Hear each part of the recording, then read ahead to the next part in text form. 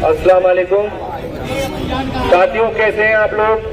खैरियत से हैं? अल्हम्दुलिल्लाह। अल्लाह का शुक्र, आप लोगों ने 14 तारीख की बहुत ही शानदार स्ट्राइक को कामयाब किया। उसके लिए आप सब मुबारकबाद के हकदार हैं, क्योंकि आपने अल्हम्दुलिल्लाह ऐसी यूनिटी दिखाई कि अलीगढ़ मुस्लिम यूनिवर्सिटी में कहीं कोई एम्प्लॉय मौजूद नहीं था अलावा धरने के। इसके लिए आप सब लोग बहुत बहुत मुबारकबाद के हकदार हैं। और आप सबने अपनी कमेटी को ये एहसास दिला दिया कि जब जब कमेटी बुलाएगी या जब जब कमेटी हमें जो भी ऑर्डर देगी, इंशाअल्लाह ताला उसको माना जाएगा। आपकी यूनिटी ने, आपके जज्बे ने ये साबित किया कि आप वाकई अलीगढ़ मुस्लिम यूनिवर्सिटी के लोग हैं। आपके लिए मैं एक शेर, आप सबके लिए यानी तमाम लोग जो स्ट्राइक में शामिल थे उनके लिए एक शेर पढ़ना चाहूंगा कि जो सफर की शुरुआत करते हैं वही मंजिल को पार करते हैं। बस एक बार चलने का हौसला रखिए, आप जैसे मुसाफिरों का तो रास्ते भी इंतजार करते हैं। मेरे अजीजों, ये आप लोगों की ताकत है और कमेटी की मेहनत है कि इंशाअल्लाह ताला हम जीत के बहुत करीब हैं।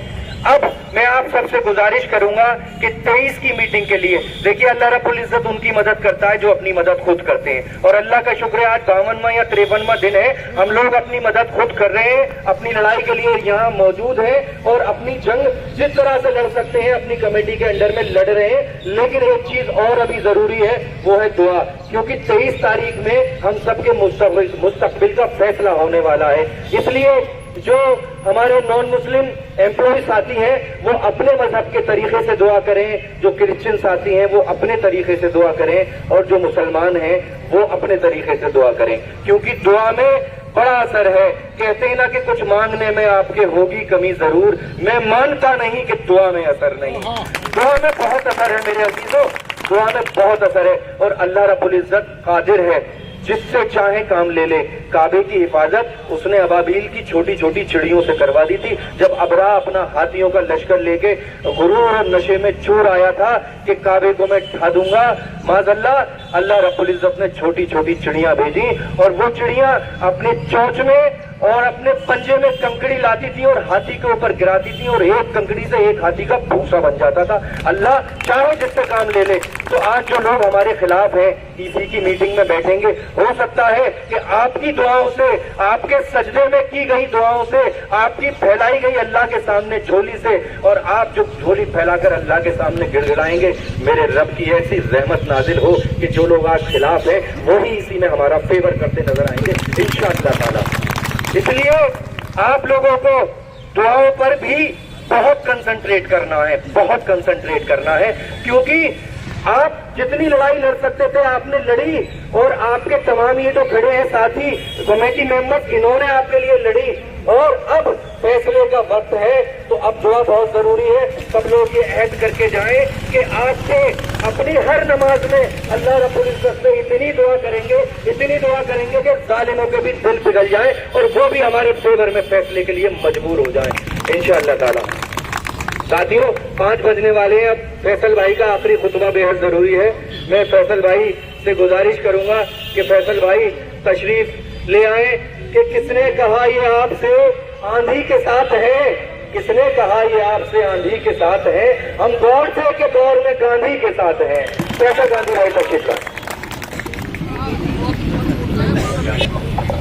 अस्सलाम वालेकुम वरहमतुल्लाहि वबरकातुहू। मेरे सिर में बहुत दर्द था, लेकिन जकी भाई का टेलीफोन पहुंचा, मैंने कहा बस 10 मिनट दे दो। साथियों 2-3 बातें करनी है आपसे। एक बात तो यह है कि हस्बे रिवायत रजिस्ट्रार साहब कोई भी फाइल 2.5 महीने 3 महीने से पहले वापस नहीं भेजते। डेली वेजर जो हमारा साइकिल स्टैंड पर है उसके हमने यहाँ से डिमांड करी थी कि उनके भी पैसे बढ़ने चाहिए। प्रोक्टर साहब से बात हुई, 450 रुपए जो स्टैंड के इंचार्ज हैं मसूद साहब और प्रोक्टर साहब ने अपने साइन से वो 1 महीने पहले लेटर भेज दिया इनके पैसे बढ़ाने के लिए। जो 275 रुपए थे वो 450 रुपए कर दिए, लेकिन अभी तक उस पर कोई अमल नहीं हुआ। तो मेरी कहना यह है कि प्रोक्टर साहब एजुकेटिव काउंसिल के मेंबर हैं, ये हाउस में जरूर उठाएं बात कि फाइल का भी एक टाइम बाउंड मैनर में डिस्पोज ऑफ होना चाहिए। एक एक फाइल 3-3 महीने रखी रहे और बाद में उसके नेगेटिव कमेंट्स आए और उसके बाद फिर उसका ऑब्जेक्शन रिमूव किया जाए, फिर 3 महीने लगे, तो एक एक मैटर पे सेटलमेंट में 6-6 महीने लग रहे हैं। देखिए, ये गवर्नमेंट ऑफ इंडिया की गाइडलाइन के भी खिलाफ करोड़ों रुपए खर्च कर दिए सामर्थ्य के ऊपर। तो जो एम्प्लॉइज के मामला के खिलाफ था कि छुट्टी सामर्थ्य अप्लाई करेगा, अभी तक अलीगढ़ मुस्लिम यूनिवर्सिटी ने सामर्थ्य को सिर्फ अपने नेट से जोड़ा है, बाहर के नेटवर्क से नहीं जोड़ा। तो अगर किसी को सीएल लेनी है तो पहले तो वो यूनिवर्सिटी में आए, उसके बाद वो अप्लाई करे। उसमें 3 विंडो और भी हैं, एक MIS वाली भी है। जब शाह साहब थे, हमने ये डिमांड रखी थी कि सिटीजन चार्टर के हिसाब से फाइल का मूवमेंट पता रहना चाहिए। तो सर्विस बुक एंड पेंशन में तो वो है कि आपकी फाइल का मूवमेंट पता रहता है कि आज DR के यहाँ गई है, कि आज लीगल गई है, कि आज वाइस चांसलर के यहाँ गई है। देखिए, रेस्पॉन्सिबिलिटी फिक्स होनी चाहिए कि एक एक आदमी 3-3 महीने अपने पास फाइल रख के बैठा हुआ है। क्यों? चाहे वो रजिस्ट्रार साहब हो, चाहे फाइनेंस ऑफिसर साहब हो, चाहे वाइस चांसलर साहब हो और चाहे कंट्रोलर साहब हो, फाइल टाइम बाउंड मैनर में वापिस जानी चाहिए। ये जाती है उस एम्प्लॉय के खिलाफ जिसने, बहुत से लोग ऐसे हैं जो जामिया जाना चाहते थे, यहाँ के हालात को देखते हुए उन्हें NOC नहीं मिली। 2-2 महीने 3-3 महीने पहले उन्होंने अप्लाई करा NOC के लिए, लेकिन NOC नहीं मिली और टाइम निकल गया, लोग अप्लाई नहीं कर पाए। यही हाल उम्र का है। यही हाल एक बच्चे का नाम में S लग गया, जबकि उसके आधार में, पासपोर्ट में, अपॉइंटमेंट लेटर में, सब में नाम S नहीं है। उसने कहा साहब ये मेरा S लग गया है, इसे हटा दिया जाए। 1.5 महीना हो गया, फाइल का मूवमेंट अभी तक नहीं हुआ, वो फाइल वहीं के वहीं रखी हुई है। तो मेरा कहना यह है कि सिटीजन ऑफ चार्टर जो है उसके हिसाब से, और जो हमारा सामर्थ्य है उसकी जो एक विंडो है MIS, वो लागू होनी चाहिए फौरन। और इस पर फजलुर रहमान साहब ने एजुकेटिव काउंसिल में ये उठाया भी, 2 बार वो उठा चुके। अब कहते हैं हम शिकायती लहजे में उनसे ये बात कहेंगे कि एजुकेटिव काउंसिल के ये फैसलों को नहीं मानते। ये बड़ी शर्म की बात है। दूसरी बात ये कि देखिए, 23 तारीख बहुत अहम तारीख है, उसमें जरा सी भी कोताही नहीं बरतनी है। देखिए, कमेटी एजुकेटिव काउंसिल के मेंबरों से राब्ता कायम रखे हुए है। आज धरने पर जब एजुकेटिव काउंसिल की मीटिंग होने जा रही थी, वो एक सिंगल एजेंडा पे थी। अखबार ने उसमें दर्ज दे दिया कि आज हमारे मैटर वो एक प्रोफेसर का मामला था, हाई कोर्ट से डायरेक्टिव आए थे, उससे फैसला लेना था एजुकेटिव काउंसिल को, लेकिन अखबार ने हमारे मुद्दे जोड़ दिए कि आज हमारे मुद्दों पर 23 तारीख को है। लेकिन मुराद साहब और मुसव्विर साहब मीटिंग में जाने से पहले आपके धरने पर तकरीबन आधा घंटा बैठे और हमारा उनसे इश्यूज पर डिस्कशन भी हुआ। गीता सिंह जी से उन्होंने टाइम लिया है, हो सकता है कि कल कमेटी के 5 लोग दिल्ली रवाना हों। देखिए साथियों, हम कोई भी कोताही नहीं बरत रहे, पूरी कमेटी बिल्कुल विजिलेंट है, लेकिन विजिलेंट आपको भी रहना है। अगर आपके मामलात हैं एजुकेटिव काउंसिल के मेंबरों से, सबके मामलात होते हैं ऐसा नहीं है, वो अपने अपने हिसाब से अप्रोच करें। कमेटी तो कर ही रही है, लेकिन साथ में आप लोग भी करें और 23 तारीख को जो 11 बजे मीटिंग है सर सैयद हाउस पर, पहले हमने ये तय करा था कि जहां एजुकेटिव काउंसिल की मीटिंग होगी जनरल बॉडी वहीं होगी, लेकिन मशवरा में ये बात आई कि हमें उन्हें डिस्टर्ब नहीं करना है, धरना जहां पर है धरना वहीं रहेगा और जनरल बॉडी भी यहीं होगी, लेकिन ज्यादा से ज्यादा तादाद में आप लोग रहें।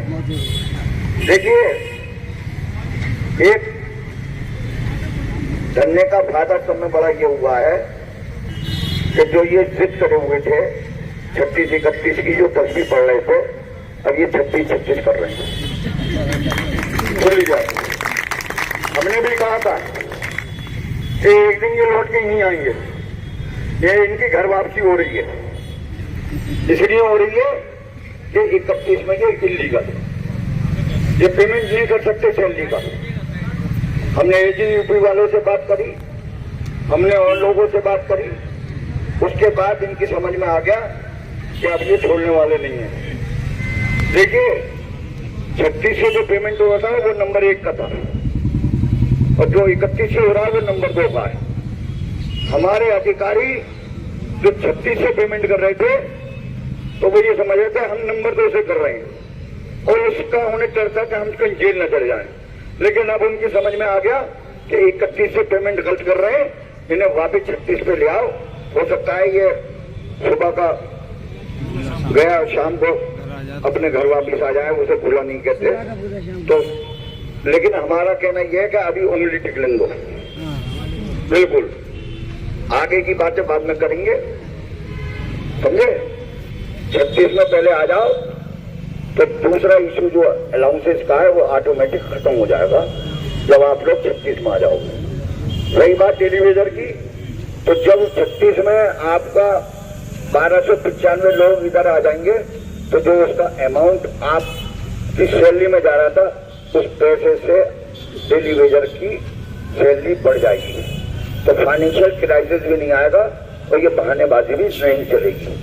तो हमारा इंशाअल्लाह ताला, हमें अल्लाह पे यकीन है कि हमारा टेलीविजन का मामला भी निपटेगा, स्टैंड वालों का भी निपटेगा और एडवॉक वालों का भी निपटेगा। देखो, लड़ाई में ये नहीं देखा जाता कि दुश्मन कितना बड़ा है। अगर ये सोच लेगा तो कभी, अगर यूक्रेन ये सोच लेता कि रशिया बहुत बड़ा है, ये मुझे नेस्तनाबूद कर देगा, तो रशिया लड़ता नहीं, पहले दिन ही सरेंडर कर देता। और रशिया भी ये समझ रहा था ये बहुत छोटा सा मुल्क है कि इसे हम 1 मिनट में खा जाएंगे। तो ये नॉन टीचिंग के लोगों के लिए भी यही सोच रहे थे, ये सोच रहे थे कि जैसे धरने चलते थे या जैसे स्टूडेंट्स का धरना चला और हम इन्हें लॉलीपॉप देकर हटा देंगे, तो ये नॉन टीचिंग के लोग हैं, कमेटी के लोग हैं, जब तक डिमांड पूरी नहीं हो जाएंगी, जब तक आदेश नहीं आ जाएगा, धरना खत्म नहीं होगा। अगर एजुकेटिव काउंसिल पास भी कर देती है तो हम चाहे 1 हफ्ता और इंतजार करें, लेकिन बगैर ऑर्डर के हम उठेंगे नहीं, बिल्कुल भी, क्योंकि हमारे साथ धोखे बहुत हुए। 11 महीने इन्होंने हमें धोखा दिया। पेशेंट के अनाउंस पे वसीम साहब और लोग गवाह हैं, उन्होंने कहा था कि अगले महीने दे दूंगा, 6 महीने हो गए इस बात को। तो हमें इनकी बातों पे यकीन बिल्कुल नहीं है। एजुकेटिव काउंसिल पास करे, उसके बाद वो ऑर्डर निकाले, हम अपने घर चले जाएंगे, लेकिन उससे पहले हम जाएंगे नहीं। भाई जन लादी व सवाल आती, जब हम 57 दिन, चूंकि एजुकेटिव काउंसिल जिस दिन होगी धरने का 57वां दिन होगा, तो 54 दिन का तो रिकॉर्ड टूट गया, ये भी सुन लो। और हमने कहा था जकी भाई से कि जकी भाई हालात ये है कि 54 दिन का रिकॉर्ड टूटेगा। बोले 54 दिन नहीं, अगर 540 दिन भी चलेगा धरना तो धरना चलेगा, जब तक की डिमांडें पूरी नहीं हो जाएंगी। तो साथियों, थोड़ा सा सब्र, लेकिन इत्तेहाद बहुत जरूरी है। देखो, इत्तेहाद में ही कामयाबी मिलेगी इंशाअल्लाह। अब पोजीशन ये आ गई है कि जब, जैसे कि अभी ये नर्सिंग कॉलेज का मामला आया, हमने सिर्फ जाके उन्हें बताया कि ये गलत हो रहा है, आप ये समझ लो वो विड्रॉ हो गया, तो निकल गए। 14 को स्ट्राइक की, वरना 14 को विड्रॉ होगा था, 15 को जुमे के दिन नमाज से पहले उन्होंने बता दिया कि LAC हमने विड्रॉ कर दी। तो देखो ये इत्तेहाद है, इत्तेहाद में ही कामयाबी है। कोई मार्केट में कुछ भी कहता रहे, उससे आपको कोई फिक्र करने की जरूरत नहीं है। मेजोरिटी आपके साथ है, कमेटी आपके साथ है, इंशाअल्लाह ताला कामयाबी भी आपको मिलेगी, ये मुझे पूरा लफी यकीन है। और इंशाअल्लाह ताला वो दिन दूर नहीं कि जो स्क्रीनिंग का मामला है उसमें लिस्टें बनना शुरू हो गई हैं अंदर। और DPC की जो आज मेरे पास चला है कि बाई नेम जो लोग 10-10 साल के लिए एलिजिबल है उनकी लिस्ट बन रही है, ये खुशी की बात है। लेकिन हम यकीन जब ही करेंगे जब एजुकेटिव काउंसिल से बात हो जाएगा और हमारी स्क्रीनिंग के ऑर्डर हो जाएंगे। दूसरी, DPC के लिए भी मार्किंग हो गई है पोस्टों की। तो जो परमानेंट भाइयों के दिल में ये था कि ये धरना टेलीविजन का है, ये धरना टेम्परेरी वालों का है, तो ये धरना परमानेंट का भी था। वो अलग बात है कि उनकी तादाद कम रही आने में, लेकिन मामला हमने उनका भी रखा और इंशाअल्लाह ताला उनके भी प्रमोशन के रास्ते स्क्रीनिंग के साथ साथ उनके भी खुलेंगे। कंपनसेट ग्राउंड का अपॉइंटमेंट भी इंशाअल्लाह ताला इसी के साथ खुलेगा। हमारे पास बहुत बच्चे आते हैं कि सर हमारी बात उठा लीजिएगा। मैंने कहा बेटा तुमने नहीं कहा, हमने पहले ही रख दिया था डिमांड में, हमें मालूम था। और इंशाअल्लाह ताला वो CRR जो है, CRR का हमने एक अब्दुल हमीद साहब के चेयरमैनशिप में जो मीटिंग हुई थी उसके मिनट्स हमने EC के मेंबरों को दे दिए कि ये CRR के बहानेबाजी खत्म करके जो हमारा पुराना मैनुअल 2016 में पास हुआ था और जो 1988 में पास हुआ था उसमें रजिस्ट्रार साहब ने खुद लिखा है कि जिन पोस्टों की क्वालिफिकेशन नहीं है लेकिन जो आदमी रिटायर हुआ है उसकी जो क्वालिफिकेशन है वो ही मान ली जाए, ये तक लिखा हो। तो इसलिए क्वालिफिकेशन और स्किल पे कोई कंट्रोवर्सी नहीं है। इंशाअल्लाह ताला कंपनसेट ग्राउंड का रास्ते भी खुलेंगे बिल्कुल। MACP का हमने बता दिया, MACP पे एक मीटिंग हो चुकी है, दूसरी मीटिंग ये जल्दी करने जा रहे हैं। इनके कुछ फंडे क्लियर नहीं थे, वो हमने उन्हें गाइडलाइन में बाकायदा हाईलाइटर से बता दिया कि MACP जब वर्क चार्ज वाले को मिल सकती है तो टेम्परेरी को भी मिलेगी। क्योंकि इसलिए मिलेगी कि 4th ग्रेड के जो लोग थे पहले, जो अब कैटेगरी C हो गई, उनकी तो सिलेक्शन कमेटी नहीं हुई। तो जिसकी अगर सिलेक्शन कमेटी नहीं होगी तो क्या वो 10 साल 20 साल 30 साल के लिए एलिजिबल नहीं होगा। दूसरी बात, उसमें यह भी लिखा हुआ है कि जिन लोगों को पहले दे दिया गया उनके केस रीओपन नहीं किए जाएंगे, साफ साफ लिखा हुआ है गाइडलाइन में। असल में जो नुकसान का है वो तो इन्होंने पढ़ लिया कि advance employ is not eligible for MACP, लेकिन आगे नहीं पढ़ा इन्होंने। अलंदे के बाद इन्होंने समझ लिया कि अब तो हमने पूरा कुरान पढ़ लिया। लेकिन जब तफसीर पढ़ोगे और तर्जुमा सुनोगे सब पता चल जाएगा कि दुनिया में कैसे रहना है, किसके क्या हुकूक है, ये सब कुरान बता रहा है।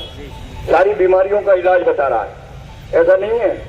तलाक भी बता रहा है कैसे दोगे, प्रोसीजर सब बता रहा है। वो अमल ना करे वो एक अलग इशू है। तो ये भी मेरा मोदी जी ने सब, मैं कहता हूं, आज मैंने कहा कि हो सकता है रजिस्ट्रार साहब को फरिश्ता बना के भेज दिया हो, जैसे मोदी जी को भेज दिया कि 3 तलाक पे करोड़ों मुसलमानों के घर बर्बाद हो गए। कोई मुल्ला अपने हिसाब से बताता था, कोई मुल्ला दूसरे हिसाब से बताता था, लेकिन जब सुप्रीम कोर्ट का जजमेंट आ गया हर मुल्ला ने लब्बैक कह दिया। तो बात तो सही है। देखो कानून अपनी जगह रहता है, वकील चैलेंज करता है प्रोसीजर को कि इस पे धारा 302 जो लगी है उसका प्रोसीजर गलत है, प्रोसीजर को चैलेंज करता है। तो तलाक तो है लेकिन प्रोसीजर आपने अडॉप्ट करा या नहीं करा, बात ये है। तो देखो अब हमारे रजिस्ट्रार साहब को भी समझ में आने लगा कि ये ऑटोनोमस बॉडी है, सुप्रीम बॉडी, इनकी गवर्निंग बॉडी जो है वो एडवोकेटिव काउंसिल है। कानून सरकार का जब तक यूनिवर्सिटी एडॉप्ट नहीं करेगी वो लागू नहीं होगा। तो ऐसा है, पहाड़ा याद कराना पड़ता है बच्चे को। जब पहाड़ा याद कर लेता है तभी उसे थोड़ा बात करने की बात करेंगे। तो दुनिया का सब में अच्छी बात यह है कि इनकी भी अब समझ में आ गया कि ये नॉन टीचिंग के लोग, भले ये प्रोफेसर जो हो कॉमर्स में या IPS हो रजिस्ट्रार साहब, लेकिन जो सिस्टम और जो प्रोसीजर है वो नॉन टीचिंग ही बताता है। सब में फाइल पहले जनरेट LDC करता है, चाहे वो भलाई डिलीवर करता हो, लेकिन जो उसने नोटशीट बना दी सारे साइन उसी पर करते चली जाती हैं, क्योंकि वो रूल भी कोड करता है। ये अलग बात है कि वो नीचे लिख देता है कि इफ यू आर एग्रीड, अगर बड़े साहब चाह रहे हो तो कानून एक तरफ अपनी मर्जी चला लो, लेकिन लिखता जरूर है वो, क्योंकि वो अपना कलम नहीं फंसाना चाहता बाबू को। कलम फंसता है बड़े लोगों का, तो बड़े लोग अपनी बचाने के लिए छोटे वाले की लपेट कर देते हैं। तो नॉन टीचिंग का ये आंदोलन, आपका इतिहास ये जरूर रंग और गुल खिलाएगा। देखो साथियों, इतिहास में ही आपके मामला है। हॉलों में पोजीशन ये है कि 8,583 रुपए की प्लेटें आई हैं थर्माकोल की, और बच्चों कितने थे, अटेंडेंस अगर देखोगे तो 650। तो 650 प्लेटें जो आई हैं वो 8,583 रुपए की आई हैं। अभी तो ये पहले फिर लंबे समझे, अगर इन्होंने अंग्रेजी ली तो फिर हमारी भी लड़ाई शुरू हो जाएगी। जो भी सुन लो। तो साथियों, हम हर चीज से निगाह रखे हुए इनकी कि 3,500 रुपए लेबर के दे दिए इन्होंने खाना खिलाने के। अब इन्हें पता चल रही है, अब जब आगे का ऑब्जेक्शन आएगा तब ये जवाब देंगे कि 8,583 रुपए की कौन सी प्लेटें आएंगी वो, और वीडियो सबकी वायरल हो चुकी है। तो वो प्लेट की पोजीशन क्या थी कि चावल डाले और नीचे से निकल गए। तो ये सब मालूम है कि क्या उसकी इंटेंसिटी थी प्लेट की और क्या डेंसिटी थी। तो साथियों, निगाह हमारी हर चीज पे है इनकी। इंशाअल्लाह ताला अब टाइम हो रहा है और रेहान भाई हमारे इंतजार में है। टाइम ज्यादा ले लिया मैंने, लेकिन 23 तारीख को याद रखना जरूर है। सुबह से शाम तक रौनक रहनी है धरने पे ऐसी, बिल्कुल। क्योंकि एडवोकेटिव काउंसिल के जो बाहर के लोग हैं उन्हें ये पता चल जाना चाहिए कि आपके पेट में कितना दर्द है। कभी भी इतनी मिलेगी, इसलिए साथियों 23 तारीख मत भूलना किसी भी हालत में। आगे अल्लाह हाफिज। अस्सलाम वालेकुम। मसूद राज साहब, आपने ये कहा था कि, बल्कि मैं आपको बता दूं, कमेटी के 2 लोग ऐसे हैं जो बुढ़ापे की दहलीज पे पहुंच रहे हैं, लेकिन उनके अंदर जवानों से कम जज्बा नहीं है, यानी जज्बा उनका हमसे ज्यादा है। और इसमें हमारी कोई, जो आप कह रहे थे कि हमारा शुक्रिया अदा कर रहे थे, ये हम लोगों का अपना फर्ज था, कोई इसमें शुक्रिया कहने की जरूरत नहीं है। ये बहुत पहले हम लोगों को काम शुरू कर देना चाहिए था। लेट आए, चलिए दुरुस्त आए, तो कोई इसमें ऐसा नहीं है कि कमेटी का शुक्रिया और बहुत बीवी बच्चों से जाके आप जिक्र कर रहे हैं। ये मेहरबानी है आपकी, ये तो हम लोगों का फर्ज है जो हम लोग निभा रहे हैं। अल्लाह ताला इसमें हम लोगों को कामयाबी दे। आज आपके बीच में शिराज खान साहब और मोहम्मद जफर खान साहब, जो नर्सिंग कॉलेज और पैरामेडिकल कॉलेज से थे, इनका कमेटी की तरफ से और आप सभी लोगों की तरफ से बहुत बहुत शुक्रिया। कल आपके बीच में देवेंद्र सिंह यादव और मोहम्मद रईस खान, जो गेस्ट हाउस से हैं, वो कल आपके बीच में होंगे। बहुत शुक्रिया आप सभी लोगों का।